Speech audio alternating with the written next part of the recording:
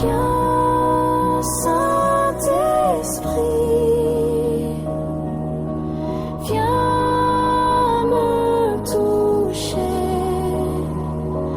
donne-moi la paix pour que je me repose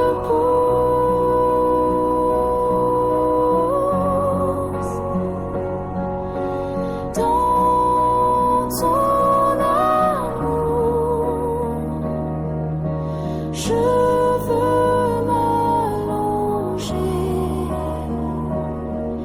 et dans tes bras. Viens, Saint-Esprit, viens me toucher,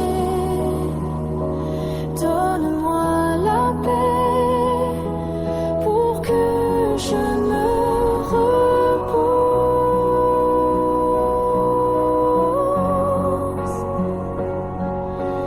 dans. Je veux m'allonger et dans tes bras je trouverai le repos.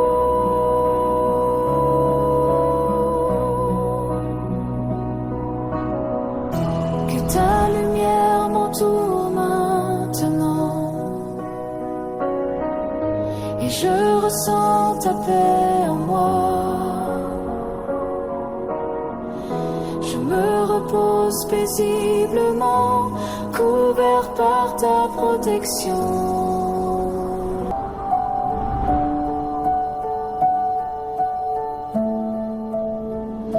Saint-Esprit, apporte ta guérison, que mes douleurs disparaissent dans ton abandon. Chasse la fatigue, purifie le cœur, fais de ma nuit un moment de douceur. Que ma Merci d'être là cet après-midi du dimanche 3 mai 2026. Un dimanche, jour du Seigneur, jour consacré aux offices religieux dans cette belle salle parisienne. Belle coïncidence avec la symbolique qu'elle porte. Nous sommes ici pour accomplir un acte de foi à la fois simple et noble. Un acte qui consiste à rendre hommage à un évêque, Monseigneur Éveille-toi, au travers d'un ouvrage. Un livre, à titre à symbole, Monseigneur Éveille-toi, Père fondateur du diocèse de Ouessant, analyse et témoignage de l'héritage d'un pasteur visionnaire. Premier évêque du diocèse de Sangalikola dans le nord de la République du Congo, Monseigneur Éveille-toi a servi de 1983 à 2006. 23 ans. Puis, il s'est retiré. Le temps passe, les témoins directs de l'apostolat de Monseigneur Éveille-toi vieillissent, les archives jaunissent.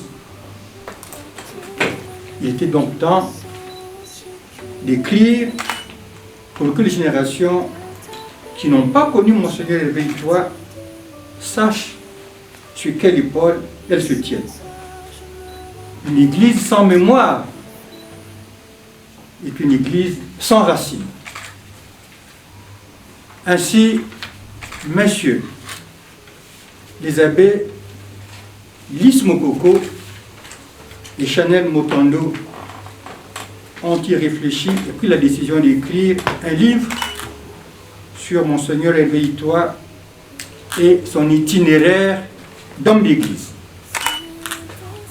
Un livre qui capte notre attention aux 4 motifs qui se complètent, expliquant par un devoir de mémoire son intérêt de par son caractère à la fois religieux, humanitaire et culturel. Un livre qui, par ailleurs, retrace le parcours de Monseigneur Éveille-toi, qui a fait de la foi un levier de l'espérance et de la transmission. M. l'abbé Lys Mokoko est prêtre du diocèse de Ouesso depuis 2019. Il est titulaire d'un diplôme en philosophie et en théologie de l'Université catholique du Congo. Ce à quoi s'ajoute en préparation une thèse de doctorat en philosophie politique et titulaire des religions à l'Université catholique de Lyon. Le père Lys Mokoko est également chercheur, membre du laboratoire Ratzinger et de l'Association internationale des amis d'Espinoza. En plus de l'ouvrage sur Monseigneur Éveille-toi, coécrit avec l'abbé Chanel Motando, Monsieur l'abbé Lys Mokoko est auteur de 2 autres publications. En 2021, Guérison et délivrance aujourd'hui aux éditions Mediaspol, Femmes, sujet de dignité et d'égalité, publié en 2023 aux éditions Connaissance et Savoir. Pour sa part, l'abbé Chanel Motando est également prêtre du diocèse de Ouesso. Il fut directeur du diocésain de l'école catholique de Ouesso et a enseigné la philosophie au lycée Saint-Pierre-Claver de cette ville. Il a fait la recherche en sciences de l'éducation à l'Institut catholique de Paris. Il a décroché un master en sciences de l'éducation de Sorbonne. De nos jours, M. l'abbé Chanel Motando est doctorant en sciences de l'éducation à l'Université Paris 8 Vincennes Saint-Denis, parallèlement à sa mission pastorale dans le diocèse de Créteil. Auteur d'écrivains dont fondement M. les abbés Lys Mokoko et Chanel Motando s'est ajouté pour eux l'éloignement de l'ignorance du prêtre qui a vieilli le diocèse. L'ignorance poussant à une incompréhension de certaines personnes, certaines cultures, il y aurait donc des conflits envers ceux-ci. Ce sont des esprits ouverts. Ils savent s'abaisser. Ils savent que Dieu, qui est amour et juste, haït les orgueilleux. Les deux ont de la vision. Ils s'attachent à prendre l'initiative et à œuvrer avec dévouement en tant qu'homme de communion, autant des qualités essentielles pour leur sacerdoce. Aux toutes premières pages de ce livre, avant le texte principal, Madame la ministre Rosalie Kamanyamawa, actuelle ambassadrice extraordinaire plénipotentiaire de la République du Congo à Cuba, a écrit une préface. Madame la ministre assimile Monseigneur Éveille-toi à un père forgeron, fondateur. Elle a vu juste. Messieurs les abbés Lys Mokoko et Chanel Motando, formés à l'enclume de Monseigneur Éveille-toi, reprennent aujourd'hui le marteau. Leur livre n'éteint pas la braise. Il entretient le foyer pour que le diocèse de Ouesso continue de battre son métal. Chers amis de l'Église du Congo, mesdames, messieurs, mes frères, cet après-midi, en vos noms, grâce au livre de Monseigneur Éveille-toi, qui nous a permis de connaître Monseigneur Éveille-toi, j'exprime mes remerciements à Monseigneur Éveille-toi pour avoir accepté de servir un diocèse difficile, le diocèse de Ouesso, et de l'avoir aimé jusqu'au bout. Je sais que Monseigneur Éveille-toi nous voit et il prie pour nous. Par ailleurs, toujours en vos noms, je tire mon chapeau à messieurs les abbés Lys Mokoko et Chanel Motando, traduisant toute mon admiration pour la réalisation de leur livre précieux. Écrire sur son père demande du courage et de la tendresse. Messieurs les abbés Lys Mokoko et Chanel Motando ont ces qualités. Leur travail est un héritage pour la postérité. L'Église de Ouesso le leur doit à jamais. La mémoire n'est pas un tombeau, c'est une sémence. Puissent ceux et celles qui liront Monseigneur Hervé, père fondateur du diocèse de Ouesso, travailler à devenir eux aussi des bâtisseurs comme Monseigneur Hervé Itoa. Cela à Paris, à Ouesso, sur un espace territorial du Congo, par extension, partout dans le monde où le Seigneur nous envoie. D'ici là, voici le programme cet après-midi. Les deux abbés vont décliner chacun son tour la démarche du livre. S'en suivront des prises de parole. D'abord celle du ministre conseiller, représentant l'ambassadeur extraordinaire et plénipotentiaire de la République du Congo en France, puis les témoignages des abbés Suez Samba et de Thierry Dorel. Ensuite, Monseigneur Jean Gardin et M. Paul Benga. Viendra le moment des échanges entre vous et les abbés Lys Mokoko et Chanel Motondo, auteurs du livre Ici.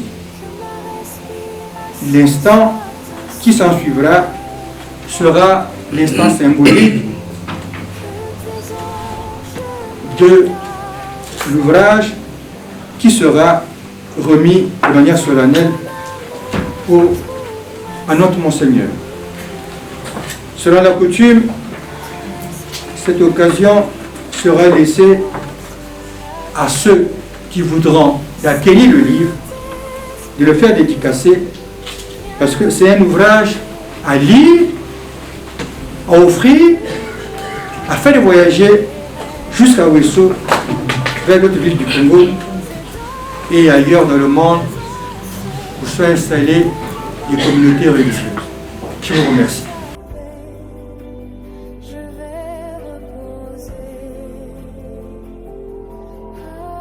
Mes seigneurs, révérends pères, mesdames et messieurs, chers frères et sœurs, nous sommes heureux de partager ce moment avec vous à l'occasion de la cérémonie de remise du livre consacré à Monseigneur Hervé Itoa. Votre présence nombreuse et chaleureuse est un signe fort. Elle manifeste l'intérêt, l'estime et l'attachement que nous portons ensemble à l'héritage d'un pasteur qui a marqué son Église et son temps. Vous honorez non seulement Monseigneur Hervé Itoa, mais vous contribuez surtout à faire vivre et à transmettre les valeurs qu'il a incarnées, la foi, le service et le dévouement. Excellences, mesdames et messieurs, certains silences s'expriment avec plus de force que les mots. Certaines vies, bien après s'être épanouies, continuent de s'aimer, d'édifier et d'illuminer. La vie de Monseigneur Hervé Itoa est l'une de celles-là. Nous sommes réunis aujourd'hui non seulement pour lui remettre un livre, mais surtout de restituer ce qui lui revient. Ce livre n'est point le résultat de notre labeur. Il est avant tout le reflet de la vie et de l'œuvre de Monseigneur Hervé Itoa. Nous avons été, l'abbé Lys et moi-même, que des scribes émerveillés, cherchant à transcrire sur le papier ce que Monseigneur Hervé Itoa a inscrit dans la pierre vivante d'un diocèse, dans les cœurs d'un peuple et dans la mémoire de toute l'Église. Notre communication s'articule autour de deux interrogations. D'où est venue l'idée d'écrire ce livre? Qu'avons-nous découvert en l'écrivant?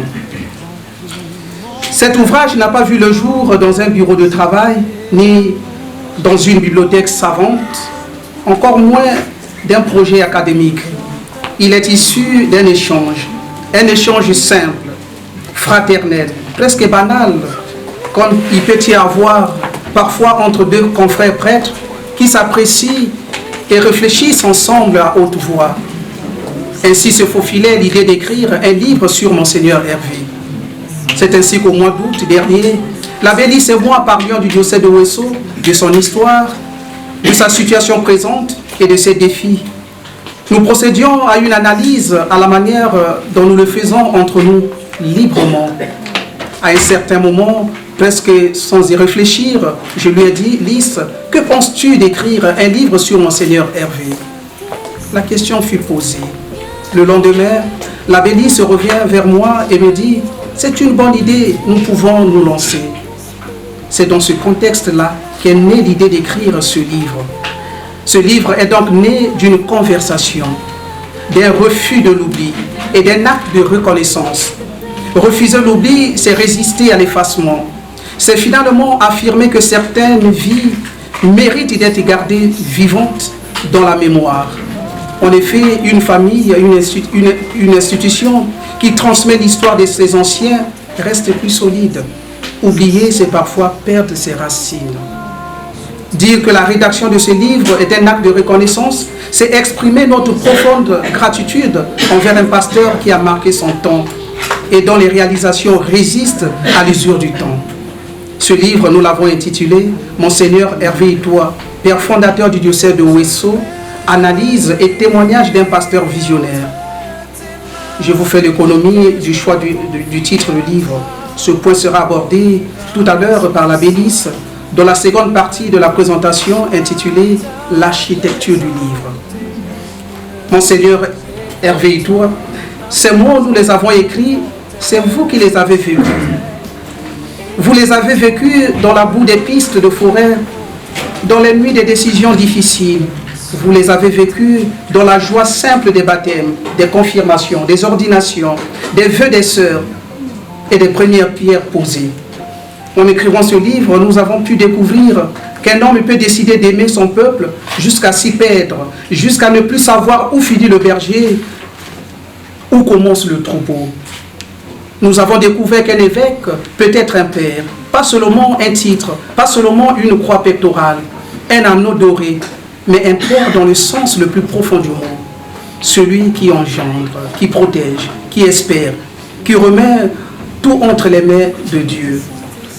Nous avons découvert que rédiger la biographie d'une personne que l'on pense connaître expose à une certaine surprise. Nous pensions vous connaître. Nous avions vécu sous votre autorité, écouté vos homélies, reçu vos directives pastorales. Cependant, en rassemblant les témoignages, en explorant les archives, en interrogeant ceux qui vous connaissent, nous avons pris conscience de l'ampleur de ce que vous avez accompli dans la discrétion. Les kilomètres parcourus sur des pistes difficiles pour rejoindre une communauté que personne ne visitait. Les nuits passées en prière pour un diocèse encore fragile. Les décisions courageuses prises dans la solitude. C'est sans doute ce qui a inspiré le titre de ce livre, Monseigneur Hervé Itoa, père fondateur du diocèse de Ouesso. Ce livre que nous allons remettre à Monseigneur Hervé Itoa dans d'ici peu n'est pas un monument froid. C'est une lampe. Une lampe pour ceux qui demain marcheront sur les mêmes chemins que lui et qui auront besoin de savoir que d'autres sont passés avant eux et ont tenu bon dans les moments de doute. Ce livre est une invitation à recevoir cet héritage et à en être les gardiens vigilants. Une invitation pour les jeunes générations, car un peuple qui oublie ses bâtisseurs est un peuple qui désapprend à construire. Merci, Monseigneur, pour les prêtres, les religieuses, les scénaristes que vous avez formés. Merci pour les laïcs que vous avez relevés, pour les pauvres que vous avez soutenus et soignés. Merci pour votre vision, cette capacité rare de voir une cathédrale là où les autres ne voient qu'une clairière dans la forêt. Mesdames et messieurs, sur ce mot, eh bien, je donne la parole à l'abbé Lys pour la deuxième partie de notre intervention.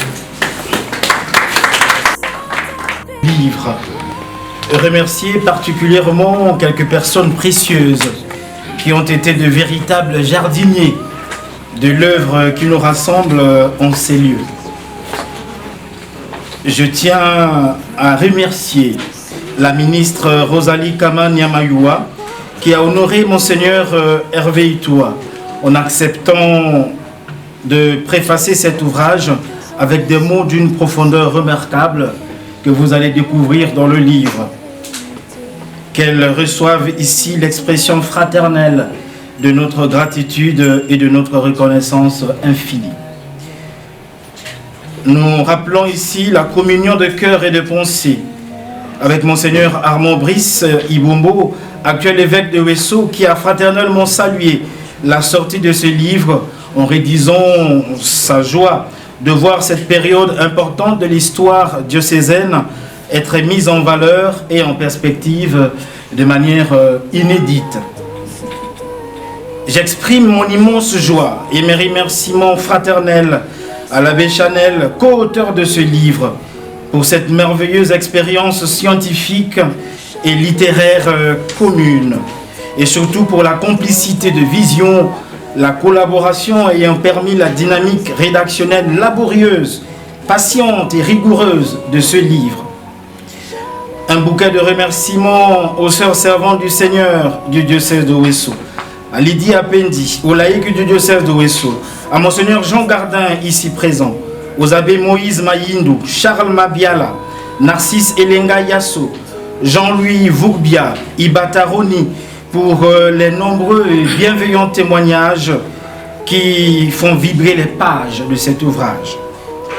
Ces remerciements témoignent que le livre que nous présentons modestement aujourd'hui est le fruit d'un excellent travail de mutualisation des efforts. En présentant officiellement ce livre Mémoire aujourd'hui, nous saluons fraternellement ceux et celles qui se trouvent à travers le monde et qui ont connu, travaillé, aidé, accompagné, porté et pris encore pour Monseigneur Itoie. Nous leur disons merci pour leur communion de cœur et de pensée. Monseigneur Hervé Itoie, père fondateur du diocèse de Ouesso, paru aux éditions Connaissance et Savoir, ici en France, n'est nullement une hagiographie, mais c'est une biographie missionnaire et pastorale de Monseigneur Hervé Itoie. À travers ce livre modestement rédigé, c'est le diocèse de Ouesso lui-même qui retrace la narration de son identité fondatrice à travers une trilogie de questions essentielles. Comme diocèse, d'où vient-il réellement? Où va-t-il aujourd'hui? Et qu'est-il devenu? Ce livre que vous allez lire et savourer n'est pas simplement une invitation littéraire vague portée sur la figure de Monseigneur Itoie, mais il s'agit au fond de découvrir la première période de l'histoire du diocèse de Ouesso, situé dans la partie septentrionale du Congo. C'est ainsi qu'il questionne et révèle les défis en jeu, encourage les ouvriers apostoliques actuels et accompagne en toile de fond les dynamiques missionnaires en cours dans le diocèse. Il ne s'agit pas dans ce livre simplement d'un élan mémoriel, mais surtout d'un acte de réappropriation narrative inédite de notre propre histoire diocésaine. Ce livre est un livre de mémoire collective à double destinataire, c'est-à-dire tout en étant une véritable offrande pure que les ouvriers missionnaires de Monseigneur Itoie lui offrent avec révérence de son vivant, puisque vieillissant, il fructifie encore, et je constate qu'il garde sa sève et sa verdeur. Il est aussi un livre qui s'adresse fortement et avec espérance aux héritiers actuels de Monseigneur Itoie, afin qu'ils construisent les nouveaux sillons d'une véritable éthique missionnaire et d'une évangélisation des profondeurs dans les terres sacrées de la Likwala et de la Sangha. Il y a donc au cœur de ces livres un appel vibrant lancé aux héritiers missionnaires de Monseigneur Itoie, afin qu'ils s'inspirent courageusement de son leadership ecclésial, de son inventivité pastorale et de sa créativité missionnaire. C'est dans cette logique que ce livre se veut être un réel parcours de réflexion pastorale et de méditation spirituelle sur ce que le Dieu créateur a accompli à travers l'onction apostolique de son serviteur, Monseigneur Hervé Itoie, et du peuple de Dieu, de la Sangha et de la Likwala. Ce livre n'est pas une réhabilitation de Monseigneur Itoie, mais une profonde marque de reconnaissance pour les fondations apostoliques posées et qui font la grande fierté de notre diocèse. C'est ainsi qu'il tente de voir Monseigneur Itoie comme une richesse et un patrimoine diocésain vers lequel les nouvelles générations peuvent s'abreuver afin d'assumer l'héritage fondamental de cet homme et aller encore plus loin que lui. Une église locale qui n'honore pas ses fondateurs et ses fondatrices, est une église sans âme, sans profondeur et sans saveur réelle. L'oubli de la mémoire conduit à l'inexistence collective. L'oubli de la mémoire est une inversion des valeurs fondamentales, une forme de mort collective. La restauration de la mémoire est le prix de notre salvation collective et gage de notre fécondité pastorale et spirituelle. C'est ainsi qu'avec la publication de ce livre, c'est le diocèse de Ouesso qui se souvient de son premier père évêque, car il n'y a pas d'avenir sans souvenir, et le souvenir est à l'homme ce que la sève est à l'arbre. Comme vous allez le constater, cet ouvrage va nourrir, faire vivre et rayonner l'histoire du diocèse de Ouesso comme un témoignage vivant et édifiant à la suite du Christ. Ce livre, qui est un antidote contre la conscience artificielle et la culture de l'oubli de nos anciens dans la foi, tente de décrire l'immensité de l'œuvre apostolique, pastorale, missionnaire, vocationnelle et catéchétique de Monseigneur Hervé Itoua. Monseigneur Hervé Itoua n'est donc pas qualifié de père fondateur par un heureux hasard de l'histoire, mais parce qu'il est, par la volonté du Tout-Puissant, celui qui a posé avec audace et espérance les fondations spirituelles, matérielles et communautaires de ce diocèse de Sangalikuala. Ainsi, c'est juste un rappel, parler de Monseigneur Itoua, c'est entrer dans les méandres de la première période fondatrice du diocèse de Ouesso, créé en 1983 et qui reste durablement gravé dans les cœurs de chacun et chacune de nous, notamment les chrétiens et chrétiennes du diocèse de Ouesso. Parler de Monseigneur Itoua, c'est décrire 23 ans de vie missionnaire au service du peuple de Dieu de la Sangha et de la Likwala. Monseigneur Itoua, qui est devant nous, porte en lui modestement 23 ans d'histoire, notamment de 1983 à 2006. Et il a su marquer durablement la conscience collective chrétienne de l'Église du Congo et de la Sangha ainsi que de la Likwala, au-delà de ses faiblesses. Cet ouvrage contient de manière modeste, mais dense, un ensemble d'informations pastorales et de données historiques assez précises et concrètes sur la période fondatrice du diocèse de Sangalikuala. Ce livre, qui est un chemin de mémoire vivant et d'histoire missionnaire collective, est donc une invitation lancée à tous afin de se laisser toucher de l'intérieur par l'héritage multisectoriel de Monseigneur Itoua, à ce qu'il a été pour le diocèse de Sangalikuala, à ce qu'il représente pour Dieu et l'Église du Congo. Cette œuvre est une immersion pour découvrir ce que Monseigneur Itoua, à sa manière, en fonction de son charisme, a pu offrir à l'Église du Congo et à l'Église d'Afrique. Dans le processus de rédaction de ce livre, nous avons utilisé la méthode d'entretien, de questionnement direct, de dialogue, de partage, de rencontres régulières et périodiques avec Monseigneur Itoua dans la ville parisienne. Cette méthode de travail a été un véritable outil conceptuel ayant permis de recueillir, d'élaborer, d'affiner, de décrire et d'interpréter l'expérience pastorale et apostolique de Monseigneur Itoua. C'est à travers cette méthodologie de travail que nous avons acquis progressivement la modeste conviction selon laquelle la figure de Monseigneur Itoua constitue une école pastorale et missionnaire qui peut inspirer positivement les jeunes générations de chrétiens d'aujourd'hui. L'ossature et l'architecture de ce livre, qui raconte l'itinéraire d'un homme de foi et d'espérance, s'articule autour de 3 grandes parties subdivisées en 9 chapitres. En ouvrant ce livre, vous remarquerez que la première partie, composée de 2 grands chapitres, permet de découvrir de manière inédite le cadre culturel de naissance, la vie familiale d'un enfant catholique de campagne à partir des années 1942, le cheminement vocationnel, la formation séminaristique, le ministère sacerdotal et la nomination de Monseigneur Hervé Itoua comme évêque de Sangalikuala par le pape Jean-Paul II, ainsi que tout le riche contexte historique et ecclésial de la création du diocèse de Sangalikuala en 1983. La deuxième partie du livre organisé autour de 4 chapitres, devient le moment qui nous introduit au cœur des difficultés missionnaires d'un nouvel évêque. Ses stratégies de sollicitation et d'accueil des ouvriers apostoliques, sa pastorale des vocations, la quête des congrégations religieuses internationales et la création audacieuse d'une congrégation religieuse diocésaine qui, en 2026, totalise ses 25 ans d'existence. À travers cette deuxième partie, le lecteur découvrira avec joie toute la grande vision de formation de Monseigneur Hervé Itoie, notamment la construction du séminaire à 8 km de la ville de Ouesso et son investissement conséquent dans la création des écoles catholiques dans la Sangha.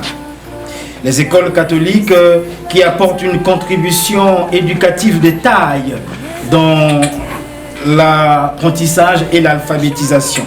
Ces écoles catholiques qui accompagnent la mission éducative de l'État et de la nation congolaise. Cette partie tente aussi de révéler tout l'engagement social de Monseigneur Hervé Itoie, notamment son rapport paternel et fraternel avec les peuples autochtones, souvent marginalisés, sa proximité avec les chefs traditionnels et les autorités civiles de la Sangha Likwala. Dans la troisième partie de ce livre, constitué de 3 chapitres, nous entrons dans un univers qui nous permet de saisir le style de gouvernance pastorale de Monseigneur Hervé Itoie, notamment ses efforts d'enraciner son église locale de Ouesso dans la foi au Christ, sa posture de père et frère de tous, celui qui savait accompagner, chérir, mais aussi blâmer, sa manière d'unir foi, tradition et modernité.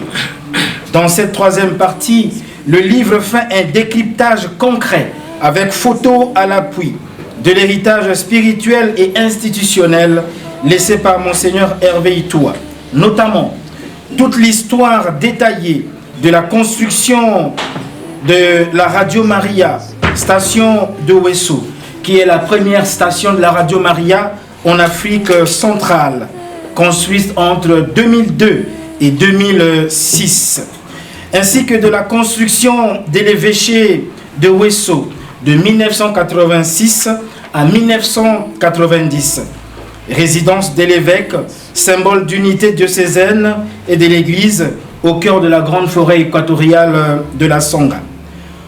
En s'appuyant sur la richesse de cet engagement pastoral et missionnaire quotidien, le livre propose alors de faire de Monseigneur Itoie une source d'inspiration pour l'Église congolaise et africaine, parce que, comme pasteur, il a su voir plus loin pour la gloire de Dieu. Il a su voir plus loin que ses propres obstacles. Il a su voir plus loin que son époque. Et il a su voir plus loin que sa modeste personne. Ainsi, Monseigneur, en vous remettant ce livre aujourd'hui, avec les chrétiens du diocèse de Ouesso qui sont en communion de cœur et de pensée avec nous, nous sommes heureux de vous rappeler que s'il y a bien un héritage que vous avez laissé, c'est une conscience missionnaire, le goût de la pastorale et une profonde conscience d'appartenance diocésaine. Vous nous avez appris à aimer notre diocèse. Que ce modeste ouvrage soit dans les mains de chacun et chacune de nous, dans les mains des chrétiens et chrétiennes du diocèse de Ouesso et de la Likwala, un bréviaire de la mission évangélisatrice et de la pastorale de proximité dans une époque et dans des départements encore assoiffés de Dieu et de vrais repères. Je vous remercie.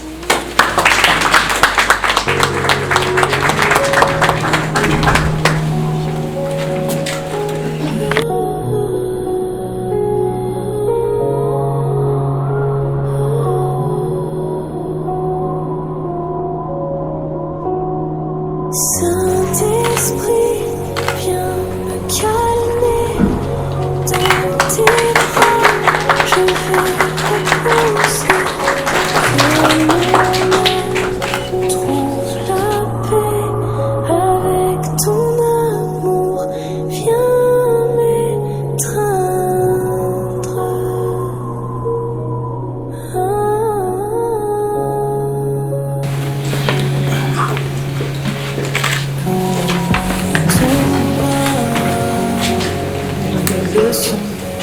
merci. Non, merci à vous tous, sans exception. Nous avons suivi avec émotion et admiration l'itinéraire de l'initiative de l'hommage à Monseigneur Hervé, père fondateur du diocèse de Ouesso. Je vous invite tous à remercier avec moi ces deux jeunes prêtres étudiants en sciences et l'éducation, philosophie politique, et à soutenir, à accompagner tous nos jeunes prêtres, qu'ils soient du nord, du sud, de l'est et de l'ouest. Que ce précédent ne soit pas un facteur d'orgueil ni de division, mais d'unité et de service pour l'Église et la nation de notre pays, le Congo.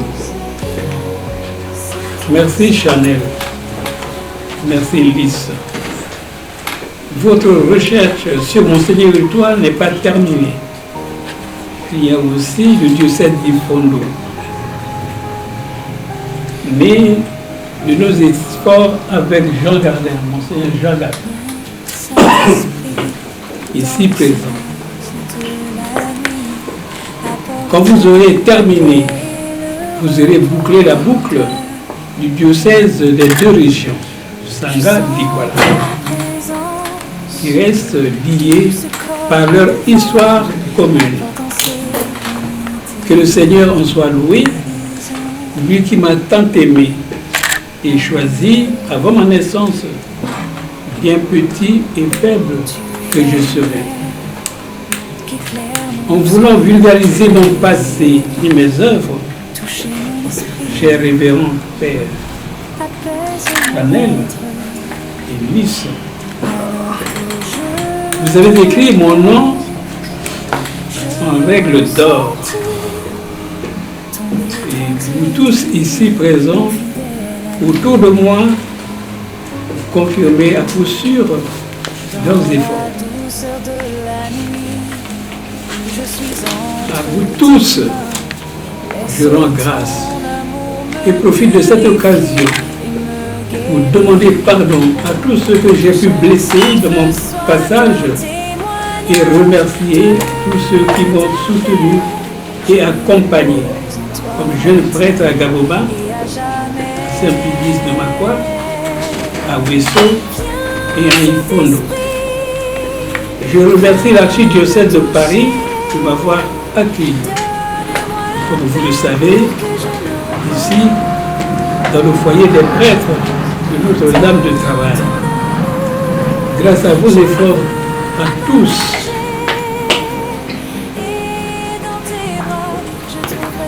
je vous remercie et je vous rends grâce pour que cette rencontre se termine en beauté. Merci encore une fois, affection et bénédiction apostolique. Amen.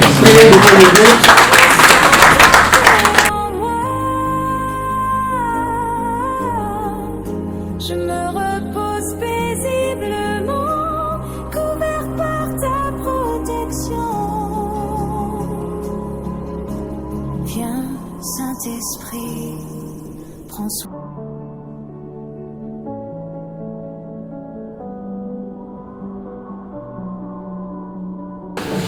Permettez-moi, de prime abord, de rendre grâce à Dieu, qui est le maître des circonstances des temps, qui nous a permis d'être aujourd'hui en ces lieux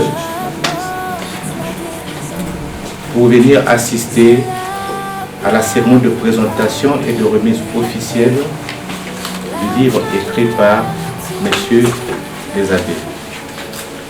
Aussi, au nom de monsieur l'ambassadeur Rodolphe Adada, remercier Monseigneur Hervé Itoile de l'invitation qu'il a adressée à l'ambassade du Congo en France pour venir assister à cette cérémonie. Cela ayant été dit, je voudrais féliciter messieurs les abbés pour le travail scientifique que vous avez élaboré Ce travail contribuera sans doute à retracer l'histoire vivante de l'Église de notre cher pays.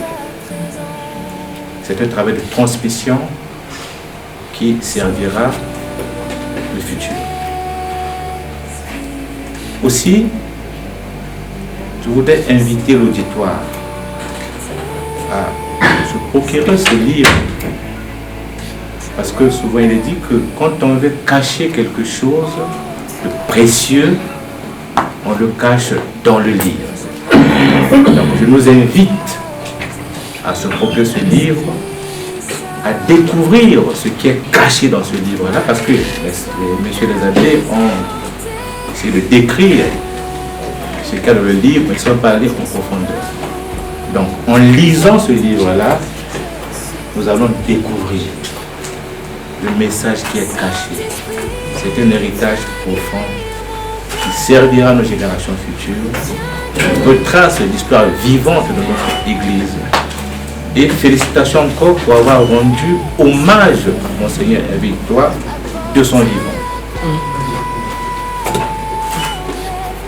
Il ne me reste plus qu'à vous remercier de votre présence massive et vous inviter à vous acquérir le livre. Je vous remercie de votre honneur.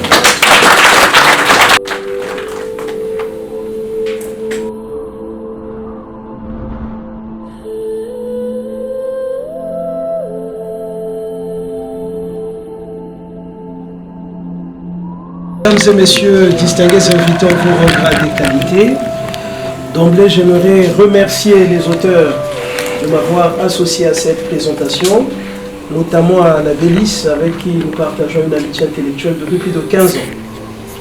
J'ai eu la primeur de lire le manuscrit et de contribuer à ma manière jusqu'à proposer justement la photo de couverture. Donc je suis honoré de prendre la parole dans cette circonstance. Il m'avait été demandé de faire un témoignage, mais donc de témoignage sur Monseigneur Hervé, je ne peux pas en faire. Je vais plutôt tirer une leçon pour l'Église et pour la nation par rapport au contenu du livre que vous avez écrit. Alors j'ai intitulé ma communication de tout à l'heure comme suit. Mémoire et héritage, une exigence pour l'Église du Congo et pour la société congolaise. Il y a une très belle affirmation dans le livre que vous découvrirez. Les auteurs disent « Raconter la mémoire de notre évêque émérite, c'est créer et faire créer un narratif missionnaire encore inexistant jusqu'ici pour ouvrir un chemin de mémoire et de fraternité.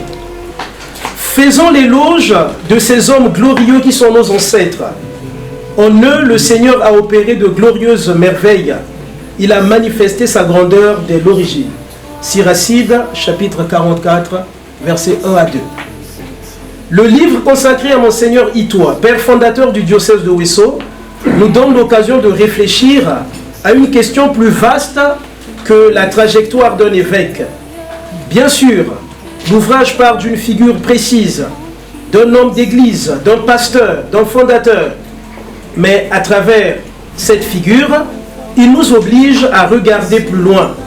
Il nous conduit à méditer sur la place de la mémoire et de l'héritage dans la vie d'une église, mais aussi dans la construction d'une société. Ce livre repose sur une conviction forte. Aucune communauté ne peut vivre durablement si elle ne sait pas d'où elle vient. Une église, comme une nation, ne se construit pas seulement avec des projets, des institutions, des bâtiments ou des discours. Elle se construit aussi avec une mémoire.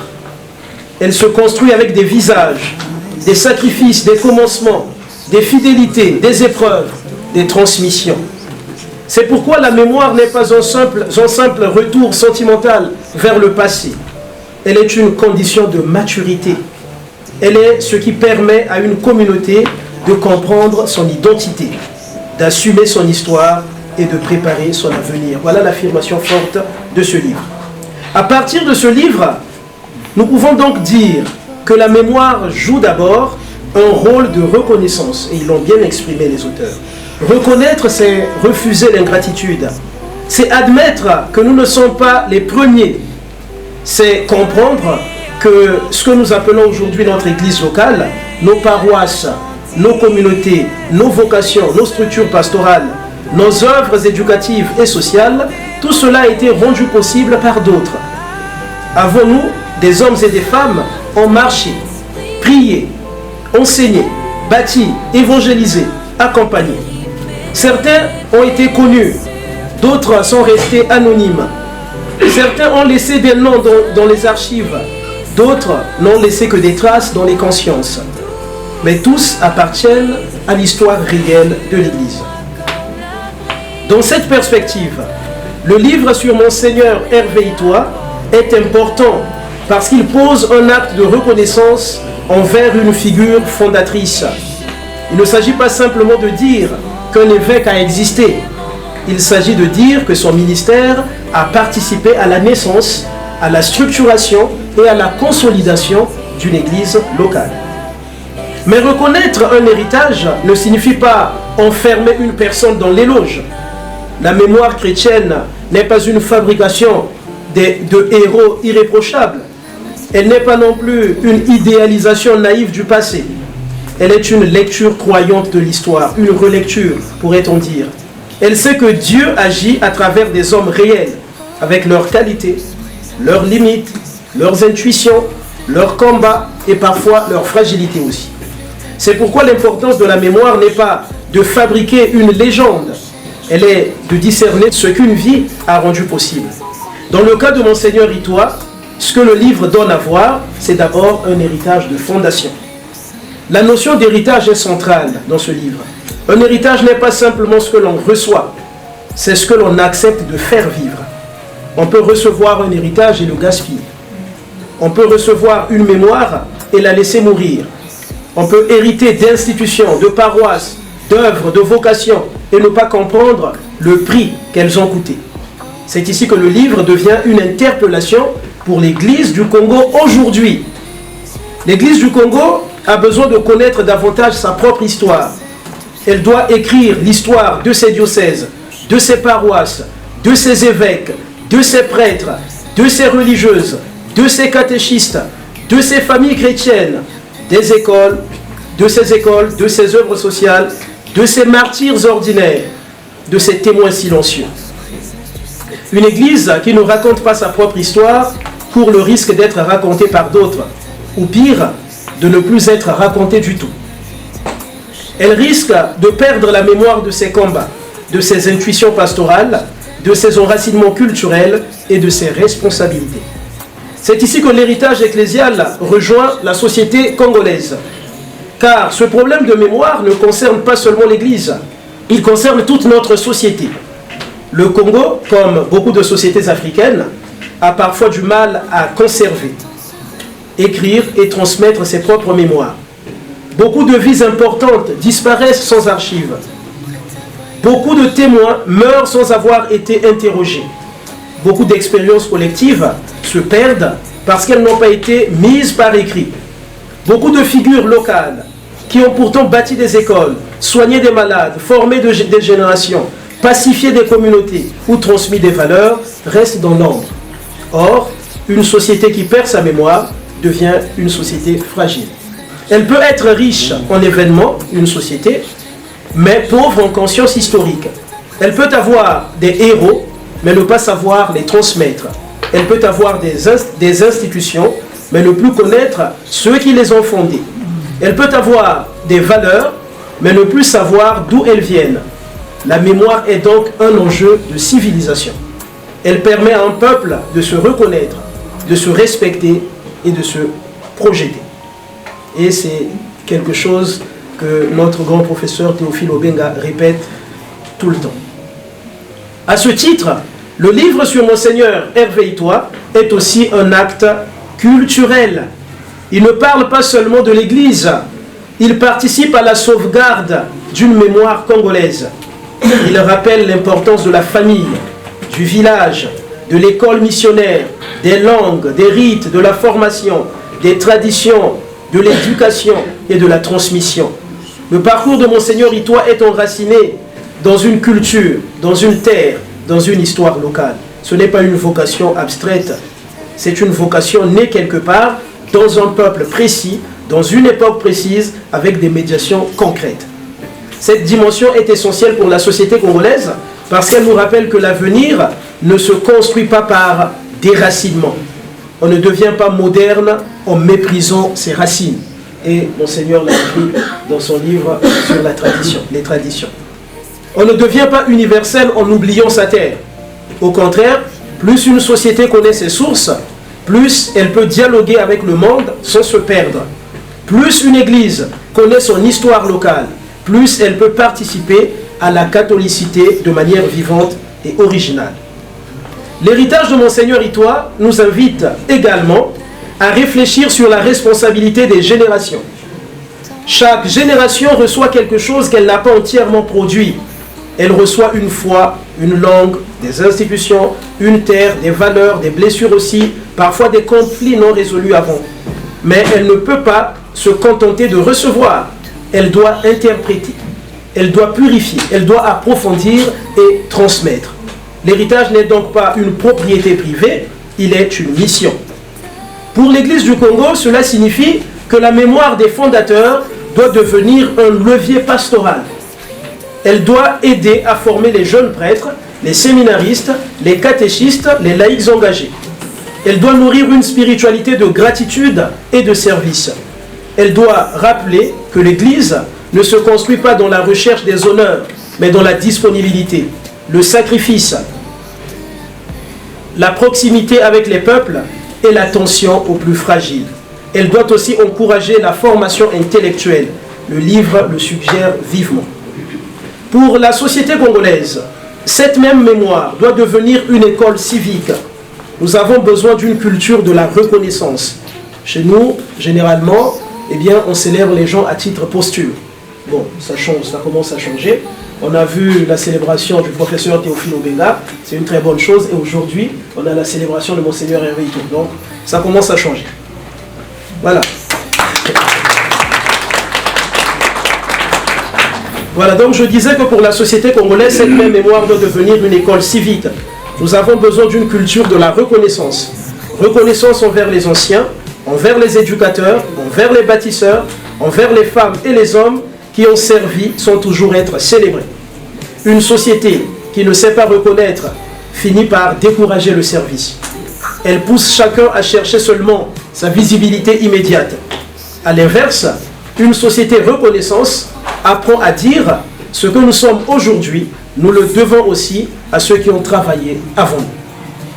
Il faut donc sortir d'une culture de l'oubli. L'oubli n'est jamais neutre.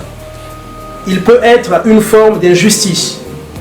Oublier les bâtisseurs, c'est parfois profiter de leur œuvre sans reconnaître leur sacrifice. Oublier les fondateurs, c'est habiter une maison sans jamais nommer ceux qui l'ont construite. Oublier les anciens, c'est priver les jeunes de repères. C'est pourquoi la mémoire est aussi une exigence morale. Mais la mémoire ne doit pas devenir immobilisme. Honorer l'héritage ne signifie pas répéter le passé à l'identique. Il ne s'agit pas de dire « tout était mieux avant ». Il s'agit plutôt de demander « qu'est-ce que le passé nous confie pour mieux agir aujourd'hui ?» Qu'est-ce que l'exemple de Monseigneur Itoa peut inspirer dans un Congo confronté à de nouveaux défis?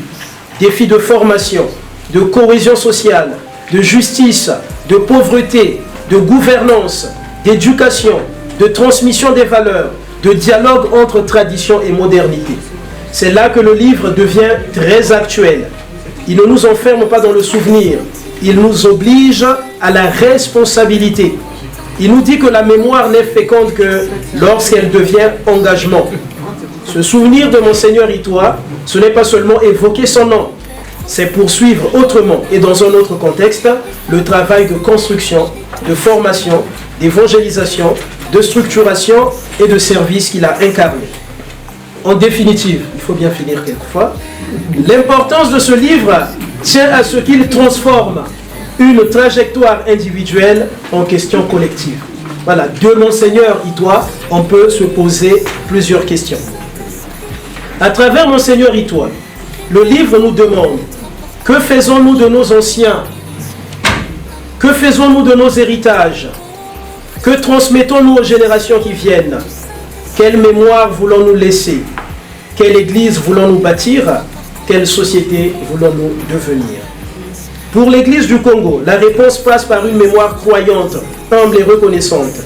Pour la société congolaise, elle passe par une mémoire historique, culturelle et civique.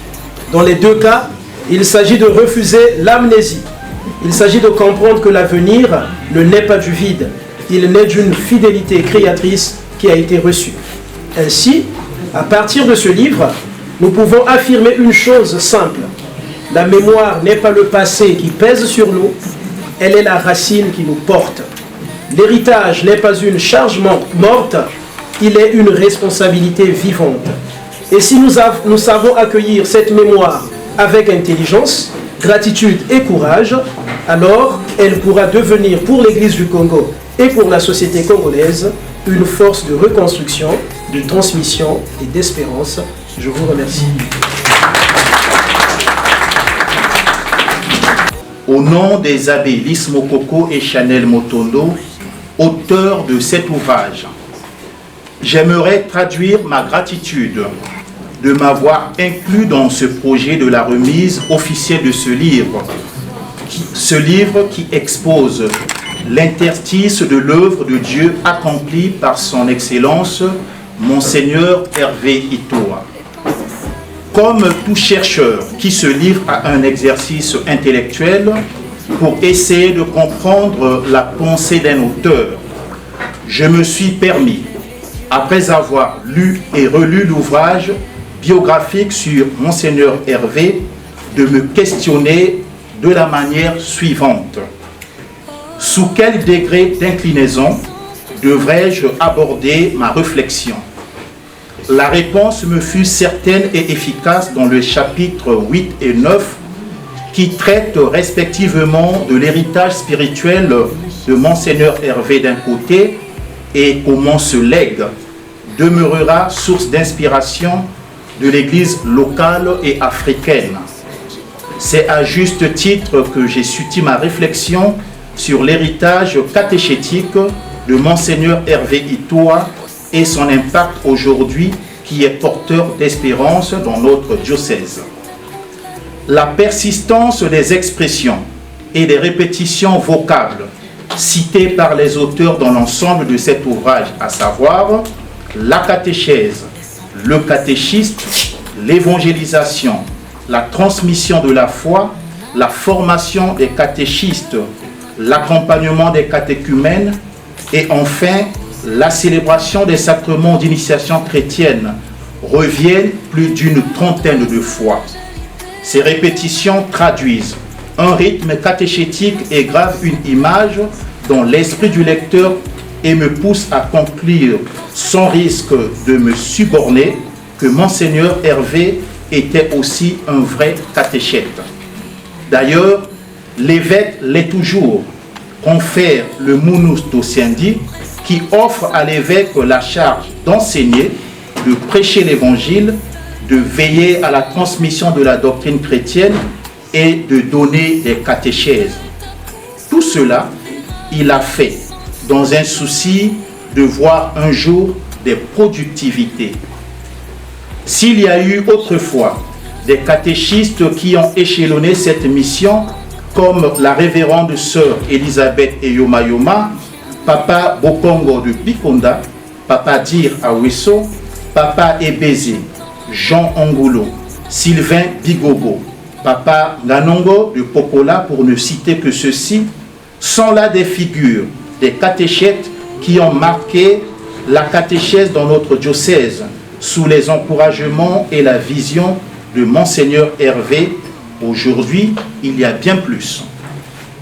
Monseigneur, c'est avec un grand plaisir et respect que je peux vous rassurer que cet héritage a fait son chemin. Aujourd'hui, les catéchètes sont nombreux, femmes, hommes, jeunes et anciens, qui ont compris la nécessité de continuer cette mission et d'être au service de la catéchèse d'éveil à la foi, de la catéchèse scolaire, de l'aumônerie et du catéchuménat. Ceci témoigne d'une pastorale bien tracée, dans la foi, le résultat des graines sémées dans la douleur, dans la confiance et la résilience. Chers invités, l'évêque que nous honorons aujourd'hui a su faire de la catéchèse non pas un simple enseignement, mais un véritable chemin de rencontre. Visionnaire, il avait compris avant que transmettre la foi exige d'ouvrir des portes, de rejoindre les personnes là où elles sont et d'oser des chemins nouveaux. Sous son impulsion, la catéchèse est devenue un espace vivant aujourd'hui et missionnaire, profondément humain. Il a montré que l'évangile ne se répète pas.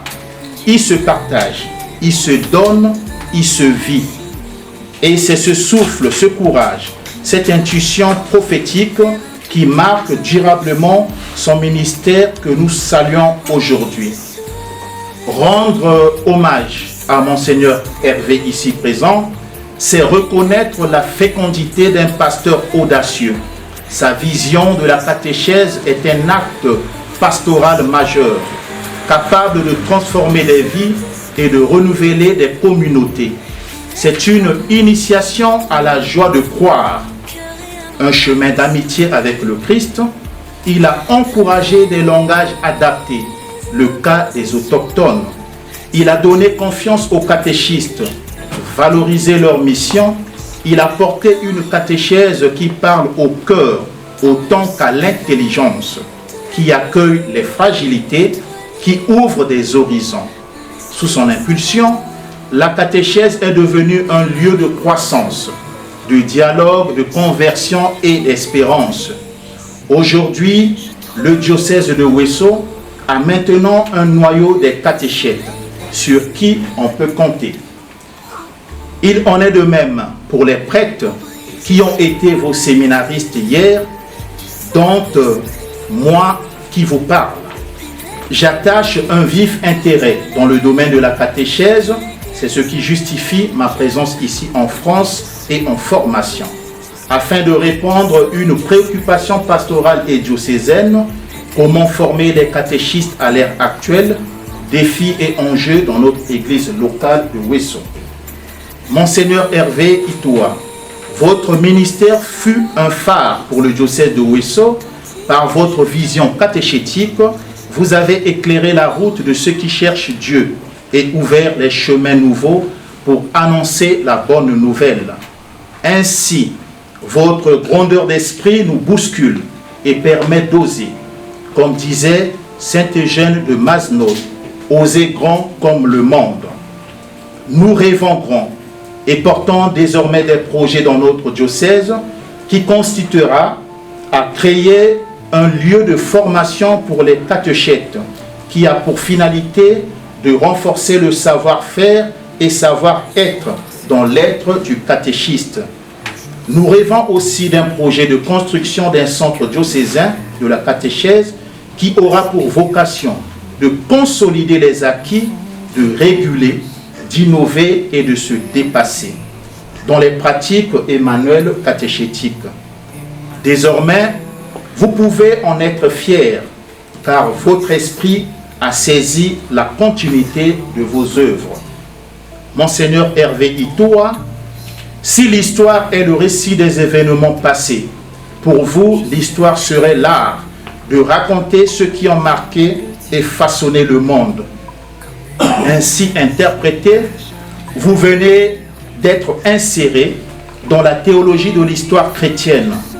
Votre histoire est ancrée désormais dans la grande tradition ecclésiale et en même temps dans la grande tradition africaine, vers une immersion mystique dans la grande savane de la Cuvette, ainsi que dans les deux grandes forêts de la Songa et l'Ikwala, et dont les grands dépositaires resteront les peuples autochtones que tu as tant aimés, chéris et accompagnés.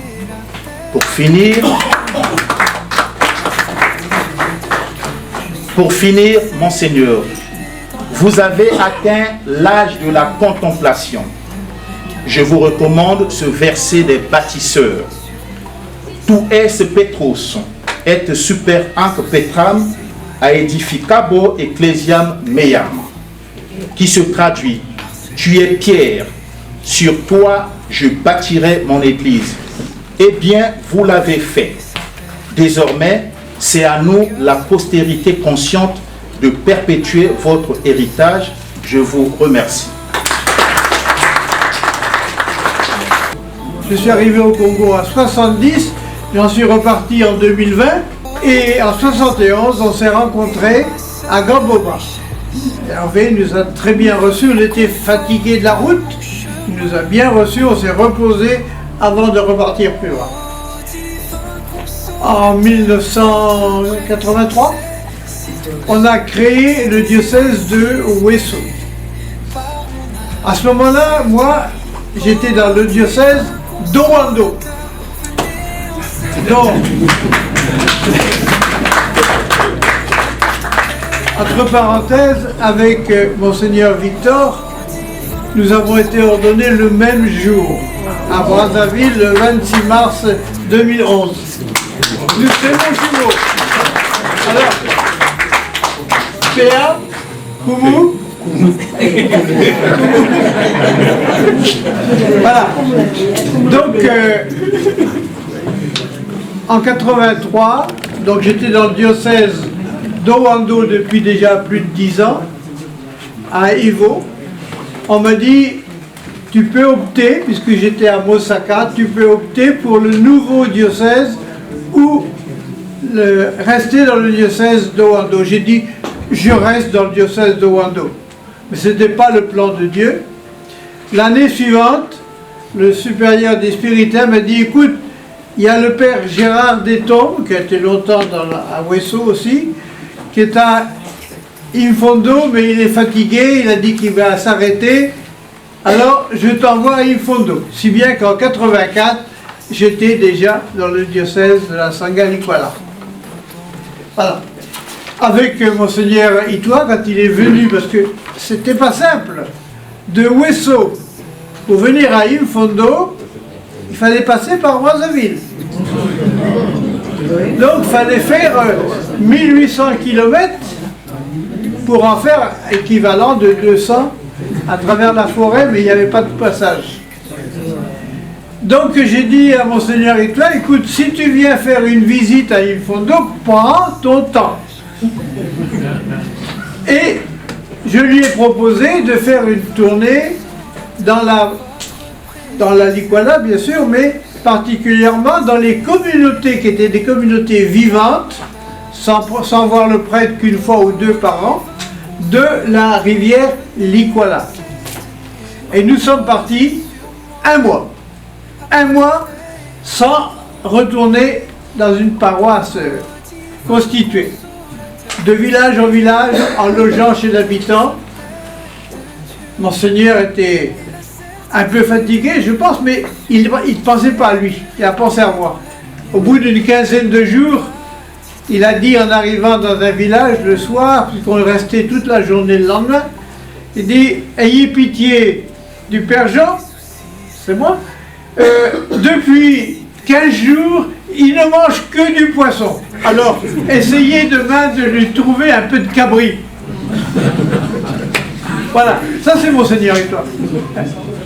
Je le dis à l'attention des abbés, hein, méfiez-vous des termites. Méfiez-vous des termites. Un jour, à l'Iranga, je prends une Bible, enfin une Bible en lingala, c'était un résumé de la Bible, il était beau, cartonné. Je l'ouvre, et à l'intérieur, il n'y avait plus rien. Il y avait juste la bordure. Les termites avaient tout mangé. La mémoire passe par là, protection des documents écrits qui existent, mais qu'il faut conserver.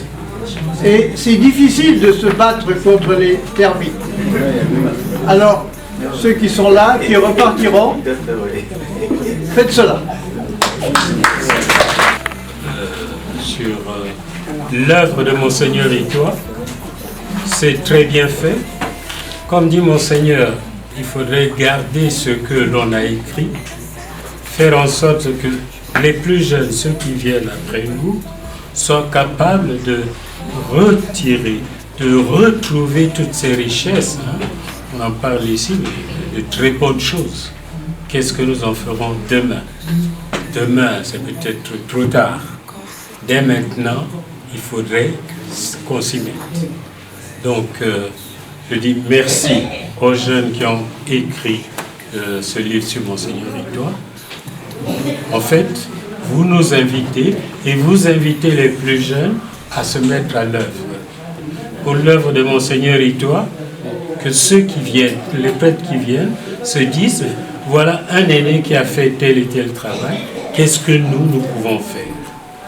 Et qu'ils se mettent à travailler pour le bien de toute l'Église, pas seulement de l'Église de la Likwala Sangha, mais l'Église du Congo. Et puis finalement, il y a beaucoup de prêtres, même de la Sangha Likwala, qui se retrouvent par ici.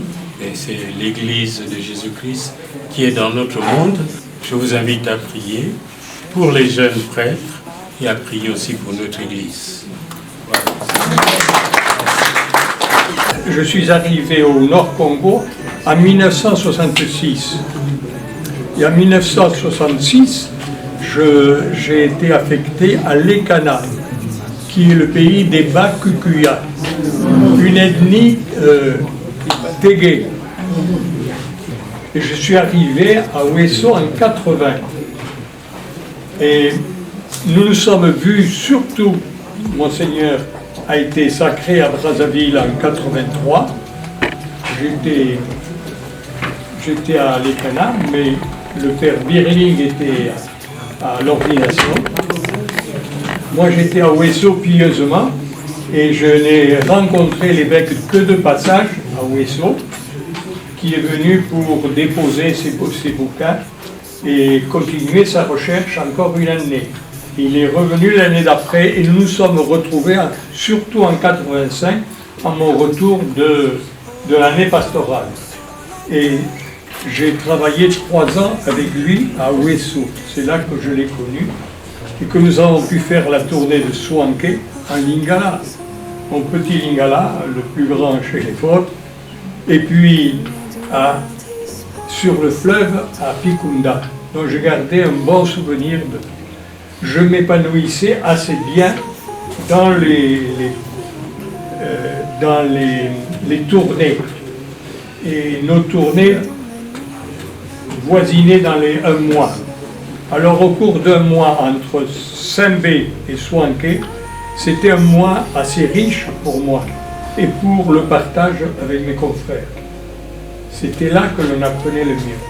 Et puis ce que j'ai retenu de Monseigneur Hervé Itoa, c'est ce souci qu'il avait du diocèse de Imfondo avec celui de Ouesso.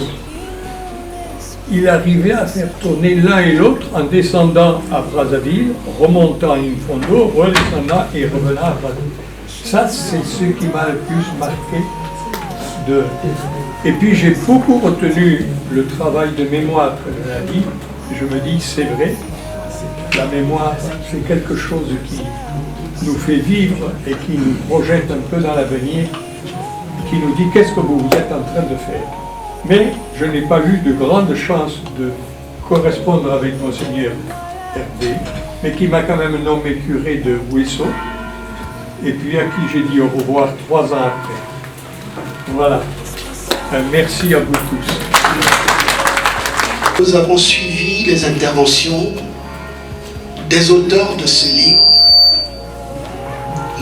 une intervention de Monseigneur, et ce qui ressort, et ce que je souhaite que chacun de nous retienne, c'est que ces 2 abbés et Monseigneur Itoa Hervé ont montré le caractère universel de l'Église catholique romaine. Un grain a été semé et nous avons l'intervention de Monseigneur Jean Gardin qui vient de le dire. Il a été au Congo et d'autres encore ont été au Congo. Ils ont été en mission au Congo. Et là, par les écrits de ces 2 abbés, on montre bien que ce sont les Congolais qui prennent le relais qui sont donc en train de faire de telle sorte que le grain qui a été semé par la mission catholique depuis la métropole, et il y a une prise en charge des Congolais. Cette prise en charge qui se fait entre ceux qui croient en Dieu à travers l'Église catholique et ceux qui gèrent le Congo, notre pays, administrativement et politiquement.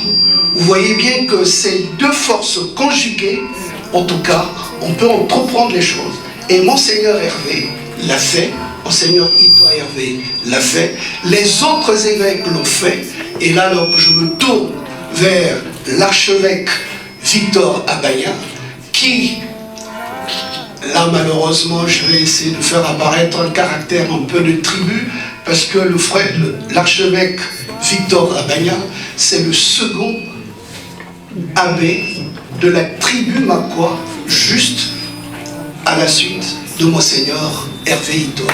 Donc vous voyez bien que, malheureusement, je peux le dire, dans cette tribu Makwa, nous avons eu deux éléments qui sont en train de faire de telle sorte que le grain qui a été semé par la mission catholique de l'Église catholique romaine, ces deux enfants de la tribu Makwa sont en train de construire, sont en train de développer la croyance en Dieu à travers l'Église catholique. J'en ai terminé. Merci. Merci pour la parole qui m'est accordée. Je viens partager un témoignage sur le parcours de Monseigneur Hervé Itoa, notamment son choix de vie, sa foi et sa mission. Au nom de notre famille, je remercie l'archidiocèse de Paris d'avoir accueilli notre frère dans la communauté paroissiale de Notre-Dame du Travail. Merci à vous tous ici présents pour l'intérêt porté à la culture, à la foi et au vivre ensemble. Merci aux abbés Chanel et Lys pour cette initiative de partage et de réflexion. L'ouvrage présenté aujourd'hui, consacré à Monseigneur Hervé Itoa, est un travail remarquable. Il nous interpelle sur la valeur du baptême, de la prière et de la foi. Félicitations aux auteurs pour leur engagement, leur rigueur et leur esprit d'équipe. Ce livre constitue une mémoire précieuse pour l'Église universelle, de générations passées, présentes et futures. Mon témoignage porte sur le choix déterminant de Monseigneur Itoa dès sa jeunesse, à travers son baptême, inspiré par la parole de Dieu, Jérémie chapitre 1, verset 5. Il a compris très tôt sa vocation. Son choix d'un parrain âgé, Apollinaire Aya, époux de Bassa, premier baptisé et marié en l'église saint apôtre de Makwa, homme de foi et de prière. Ce choix, disais-je, a été décisif dans son cheminement spirituel. Cela rappelle que nos choix personnels orientent profondément notre destinée. Je puis vous affirmer que les liens avec la famille spirituelle à ce jour sont restés indélébiles. En témoigne la présence des uns dans la salle. Le mot de passe adoptif qui les identifie est Mouatara, en langue makwa, en langue akwa, qui se traduit par enfant du Père ou simplement enfant de la maison. naturellement transmis de génération en génération. Les fruits de ce parcours sont à ce jour: premier prêtre et évêque Makwa, père fondateur du diocèse de Ouesso, évêque, leader, visionnaire et bâtisseur. Son action s'est traduite par l'évangélisation, la formation, la construction d'infrastructures, églises, écoles, séminaires, radio, la conception, la composition des chansons religieuses et le développement intégral.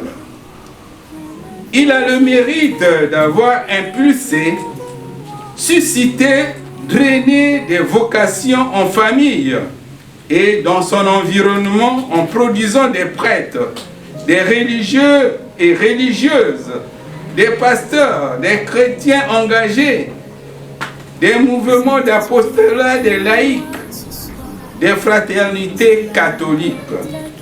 Nous ne pouvons que vous féliciter et vous remercier pour ce que vous avez pu faire. Cet ouvrage en est le témoignage vivant. Il reflète les valeurs qu'il a transmises: foi, discipline, exigence et engagement. Même à la retraite, il continue de fonctionner, d'écrire des livres, près de 5 ouvrages publiés. Il rêve même d'un projet de construction d'une université catholique à Makwa qui demande votre soutien et votre collaboration pour sa mise en œuvre. Chers pères évêques et chers abbés, que le Christ continue de vous inspirer et de vous accompagner dans cette haute et noble mission. Vous n'êtes que des instruments que le Seigneur utilise pour magnifier sa gloire.